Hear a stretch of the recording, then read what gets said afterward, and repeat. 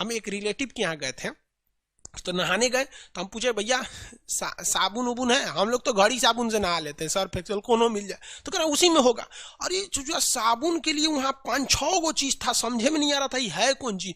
कोनो face wash, कोनो hand wash, कोनो बॉडी वॉश, कोनो शैम्पू, कोनो करने दुकान लगा दिया था दूसरा बाथरूम को। वो हमको पढ़ पढ़ के नहाना पड़ा। ऐसे चोरा इन्ने का उन्ने लगा देंगे, कहीं यहीं में कोनो हार्पिक होगा तो दहिए पे फेंक लेंगे।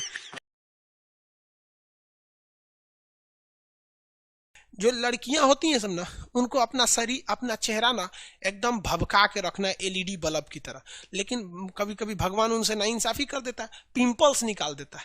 और कुछ कुछ महिलाओं को तो पिंपल्स कटहल की तरह निकल जाता है, समझे में नहीं आता उनका चेहरा है या कटहल है।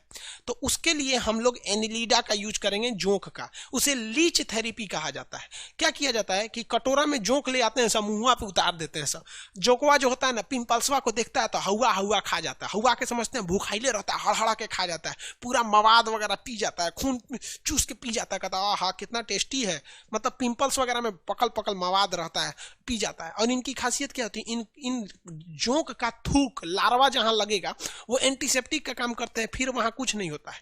तो उससे जाकर चुसवा लीजिएगा लोग ना लीच थेरेपी करके, तो फिर पिंपल्स वगैरह नहीं निकलेगा। ये देसी इलाज है। हमारे यहाँ आयुर्वेद के समय यह चीज बहुत प्रचलन थी, लेकिन मल्टीनेशनल कंपनी आए सब तो नो स्कार्प हाई क्रीम हाउ क्रीम लगाओ ससुरा क्रीम क्रीम, तो कहीं का हद हो जाता है क्रीम लगाने के लिए। हम एक रिलेटिव के यहाँ गए थे, तो नहाने गए तो हम पूछे भैया साबुन उबुन है? हम लोग तो घड़ी साबुन से नहा लेते हैं, सर्फ एक्सेल कोनो मिल जाए, तो कह रहा उसी में होगा। अरे जो साबुन के लिए वहां 5-6 गो चीज था, समझे में नहीं आ रहा था ये है कौन चीज।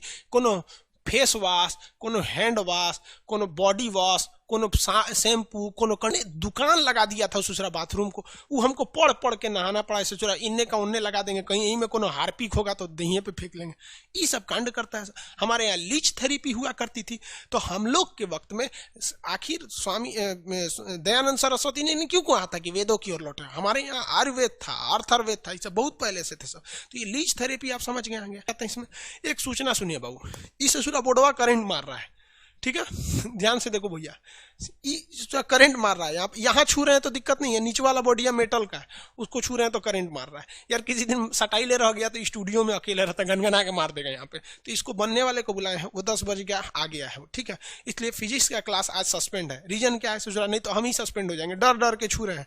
कहीं इलेक्ट्रिक से खिलवाड़ नहीं करना चाहिए। कहीं से सर्किट वगैरह कटा होगा, इसके मेटल बॉडी पर वो टच हो गया, इसको टच करने पर ना करंट लग रहा है, इसलिए टच नहीं कर रहे हैं। उन सर्विस वालों को 10 बजे आना होता है, वो 10 बजे आ गए हैं, 10 बजे आपका फिजिक्स का क्लास रहता था।